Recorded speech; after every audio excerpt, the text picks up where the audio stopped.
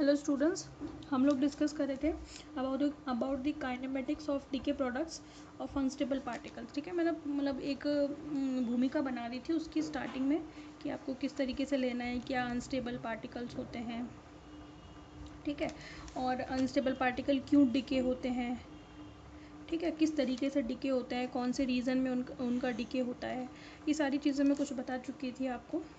ठीक है, तो उसी को अपन आगे कंटिन्यू कर रहे हैं।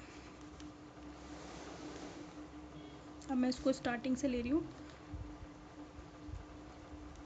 ठीक है, टॉपिक है हमारा kinematics of decay products of unstable particles, यानी कि अस्थायी कणों के उत्पाद की गति की।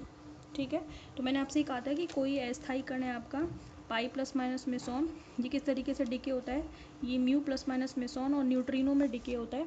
न्यूट्रिनो और एंटी न्यूट्रिनो एक दूसरे के एंटी पार्टिकल होते हैं, और पाई प्लस माइनस किस में डिके होता है, म्यू प्लस माइनस। ये हम पार्टिकल फिजिक्स में थर्ड ईयर में पढ़ेंगे, फिर भी थोड़ा बहुत इंट्रोडक्शन में लास्ट वीडियो में दे चुकी थी। ठीक है, अब हमने क्या किया, consider a particle of small m mass is decaying in L frame into two products of mass m1 and m2। ठीक है, यानी कि ये m मास का है और ये m1 m2 मास के दो पार्टिकल्स में डिके होता है। ठीक है, फिर हमने इनके मोमेंटम्स के बारे में बताया था कि जो पार्टिकल डिके हो रहा है, यानी कि ये मेन पार्टिकल जो है ये कैसा है, रेस्ट पोजीशन में है। ठीक है, तो इसका मोमेंटम क्या है, 0 है। ठीक है, तो आप चलो यहीं बता दो, particle of mass small m is of 0 momentum, यानी कि इसका संवेग 0 है, and it is decaying momentum, it is decaying particles of momentum p1 and p2। p1 p2 momentum के दो, स्मॉल में है ये, ठीक है, p1 p2 मोमेंटम के दो पार्टिकल्स में ये डिके हो रहा है, and kinetic energy are t1 and t2, किसकी, m1 और m2 की। समझ में आ गई बात आपको? ठीक है भाई, चलें तो therefore four momentum components, four momentum यानी कि चतुर्विम संवेग के घटक ऑफ दीज पार्टिकल्स क्या क्या होंगे। जैसे पहला पार्टिकल है पी म्यू, तो उसको हम किसे दिखाएंगे, 0 आई ई अपॉन सी, अगर उसकी एनर्जी ई है। दूसरा पार्टिकल उसको हम पी वन म्यू से शो कर रहे हैं, दूसरा मतलब प्रोडक्ट में पहला पार्टिकल, ठीक है, इसलिए हम उसको पी वन म्यू से शो कर रहे हैं। ठीक है, और ये आ गया हमारा मोमेंटम इसका p1, और इसमें आ गया आई E one upon C.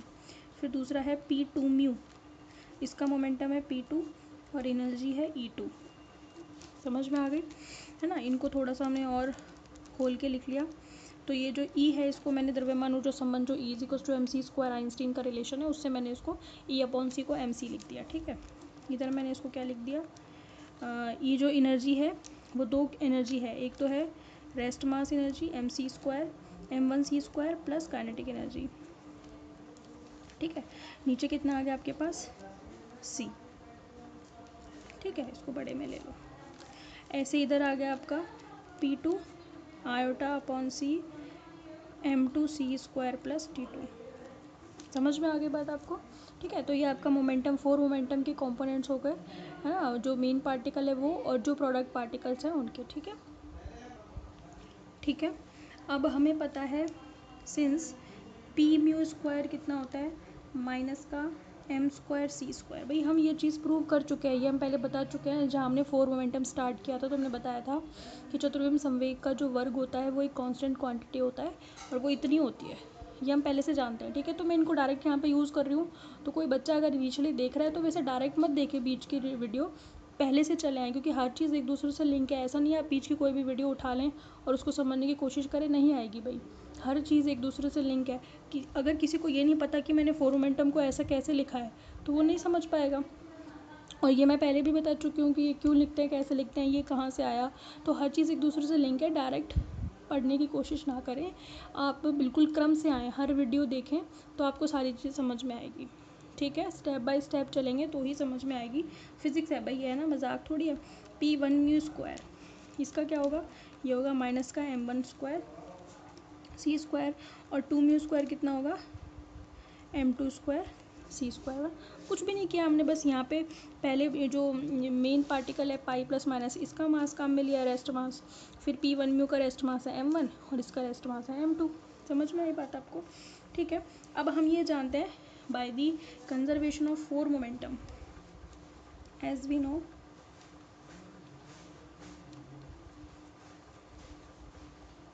conservation of four momentum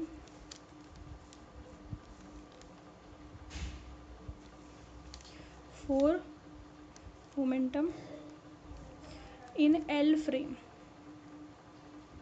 हम ये जानते हैं, हम ये कहते हैं कि p mu is equals to क्या होगा, p1 mu plus p2 mu, capital में है भैया ना।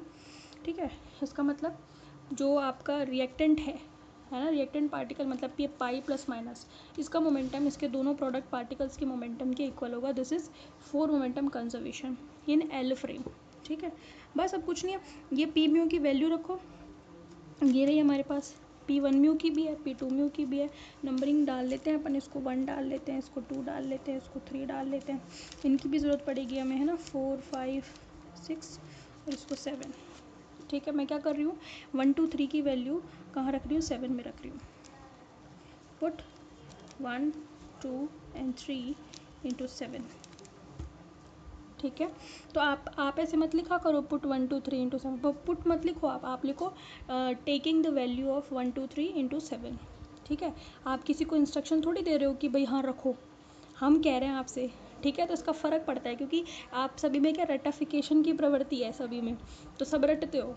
ठीक है, इसलिए बता रही हूँ, नकल में भी अकल की ज़रूरत पड़ती है थोड़ी सी। तो हम लोग तो आपको पढ़ा रहे हैं, तो हम आपको इंस्ट्रक्शन देंगे तो हम कहेंगे कि भाई रखो।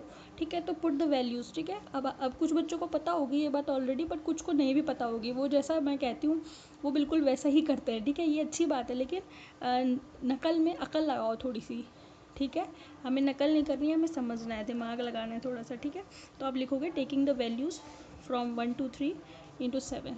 ठीक है, ओके, नाउ 1 2 3 को आप रखो किस में, 7 में। p म्यू रख रही हूँ मैं इसको, तो क्या रखोगे, 0 आयोटा MC।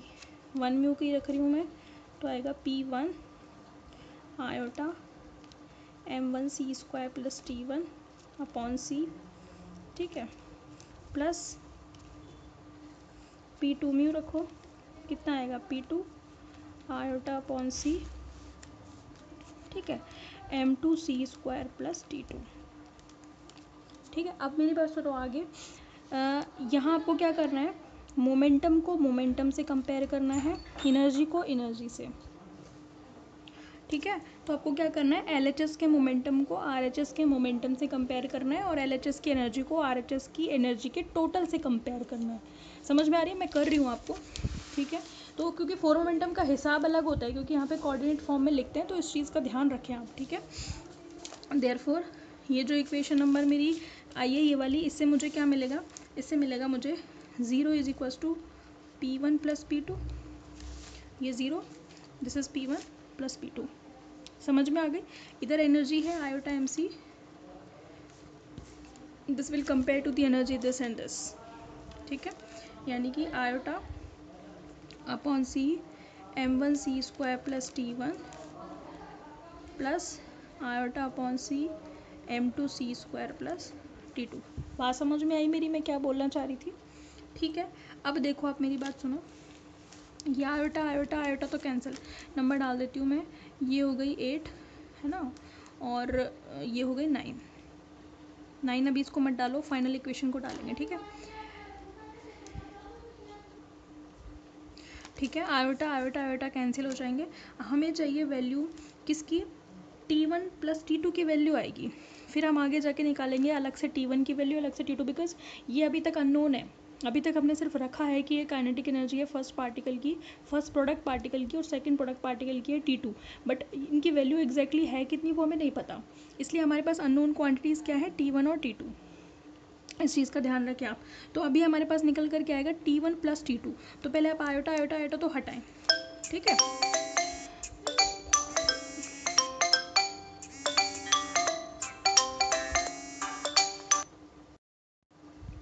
ठीक है, तो आप क्या करें, यहाँ से आयोटा आयोटा आयोटा को हटा दें और सी जो एलसीएम है उसको यहाँ ले लें आप, है ना।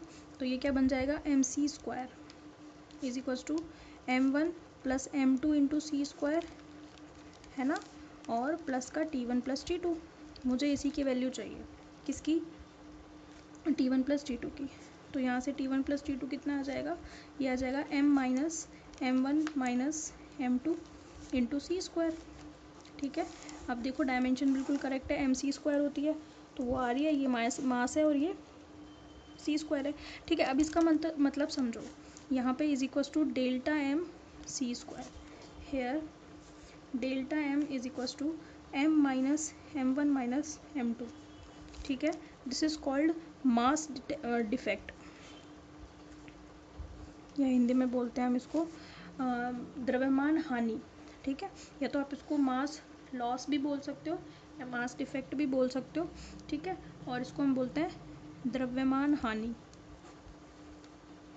देखो ना, ये है क्या एक्चुअली, m तो है मास रिएक्टेंट का और m1 m2 है प्रोडक्ट का। तो इसका मतलब क्या हुआ, इसी ये इक्वेशन की वैल्यू जो है पॉजिटिव है। इसका मतलब क्या है कि इसका जो मास है वो इन दोनों के मास के टोटल से ज़्यादा है। ऑब्वियस सी बात है ना, आप इसको ऐसे भी तो लिख सकते हो, ऐसे, तो कोई दिक्कत थोड़ी ना है।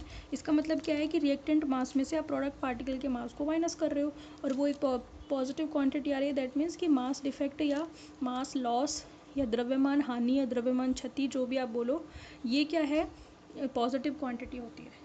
समझ में आ गई बात आपको, this is always positive quantity, यानी कि ये हमेशा धनात्मक राशि होती है। इसका मतलब क्या है, this means m is greater than m1 plus m2, यानी कि जो अनस्टेबल पार्टिकल है उसका मास उसके प्रोडक्ट पार्टिकल के मास के टोटल से हमेशा ज़्यादा होता है।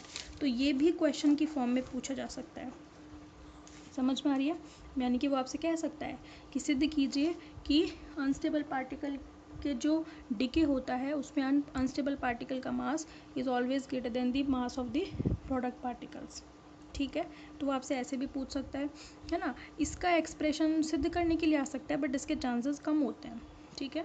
इस पर क्वेश्चन बनता है, ठीक है। हालांकि अभी ये डेरिवेशन कंप्लीट नहीं हुआ है, आगे भी चलेगा ये डेरिवेशन, ठीक है भाई। तो अभी ये क्वेश्चन यहाँ पे पूछा जा सकता है। समझ में आ गई बात आपको, ठीक है। आगे का कंटिन्यू अपन नेक्स्ट वीडियो में ही करेंगे क्योंकि वो कंप्लीट नहीं हो पाएगा, ठीक है भाई। चलें, मैं आपको यहाँ पे आप बता देना, therefore mass of unstable particle is always greater than मास, अच्छा मास भी कौन सा, rest mass of product particles, ठीक है।